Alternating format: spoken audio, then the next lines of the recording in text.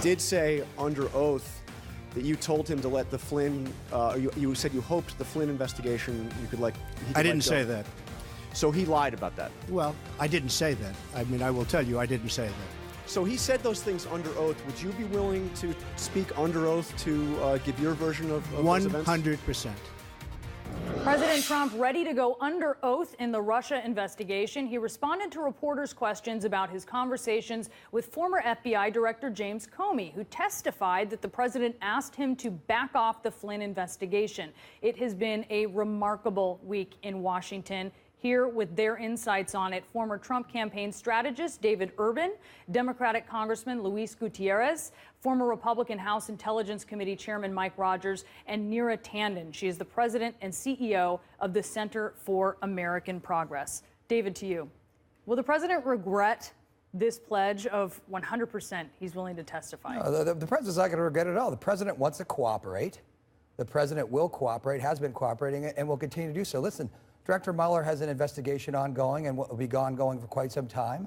The president will have a great big, has a legal team, has a lawyer in place, and will listen to his lawyer. But the president will cooperate. I don't suspect that he will not for 1 second. And so what he said, he will follow through on. We asked the question over and over. Do you believe the former FBI director, or do you believe President Trump on this? It's a he said thing. But in a court of law, Chairman, that's not always the case, right? Considering that Comey had memos here. Those get some weight, don't they? They do.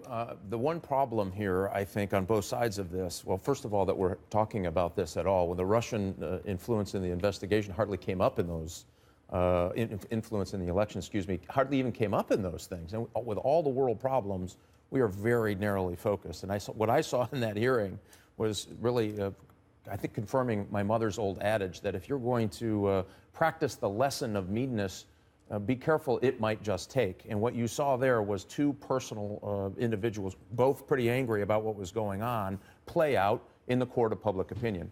Bad day for the president in the court of public opinion. What I saw there did not rise to the legal status of obstruction of justice. You're shaking your head, Neera. I mean, what happened here is the FBI director took contemporaneous notes.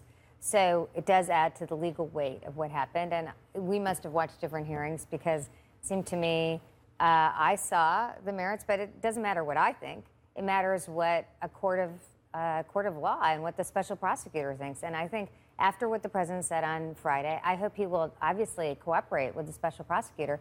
But we need to get answers in the public. So I hope he will testify in Congress about this conversation. Director Comey has testified. He should testify. We should be able to see the president answer questions, specific questions about this, not at a press conference, but with the Senate. I do want to talk about something that Donald Trump Jr. said because it's pretty fascinating. Yes. This was an interview to Fox News, and he seems to suggest that the president did indeed tell James Comey, hey, I hope this happens. I hope that you will let this go. Take a listen. When he tells you to do something, yes, guess what? There's no ambiguity in it. There's no, hey, I'm hoping. You and I are friends.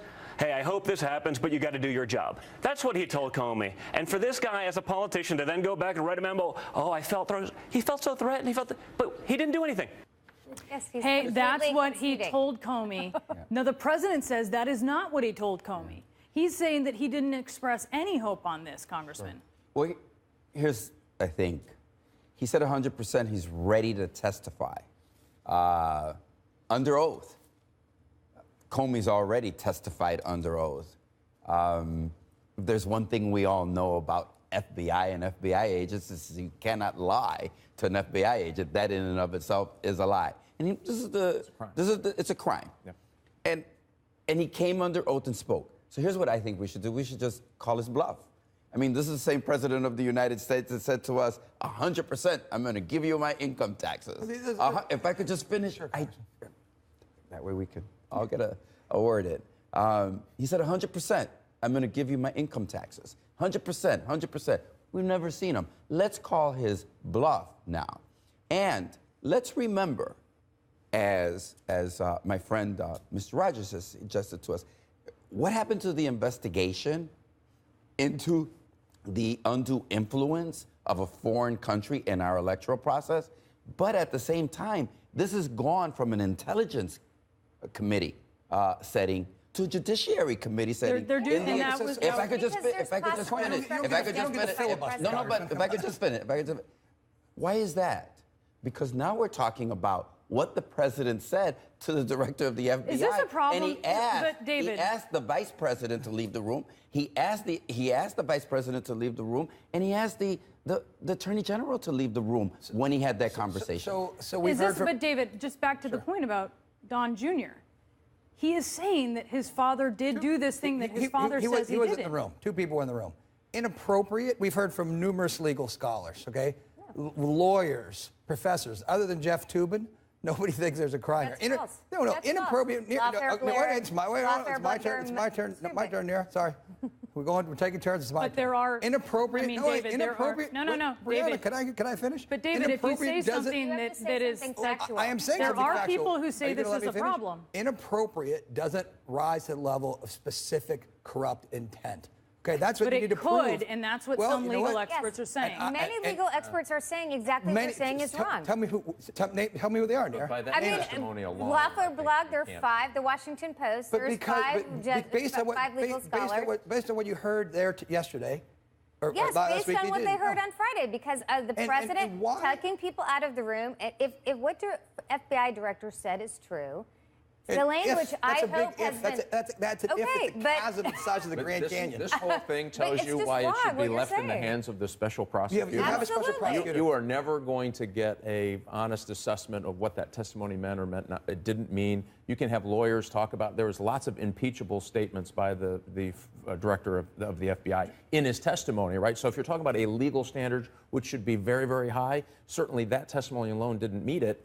And so, best to leave this No, really, it didn't. other I than don't the know court of why you're public saying that. opinion, where And the this is going to assistant be. director, listen, last week, Democrats I'm sorry. want Can I just ambiguity, say for Republicans one want word here? this. There are numerous legal scholars who say that what the president did rises to obstruction of justice. Now, maybe you don't think it is, and I'm glad we have a special prosecutor that was fought by this White House, but thankfully we have one that will make this determination. But it is absolutely false to say nothing the president did. If Director Comey is right and Trump is wrong, which, he said he had tapes, we were going through together, then we have a case of obstruction. And my of justice. friends,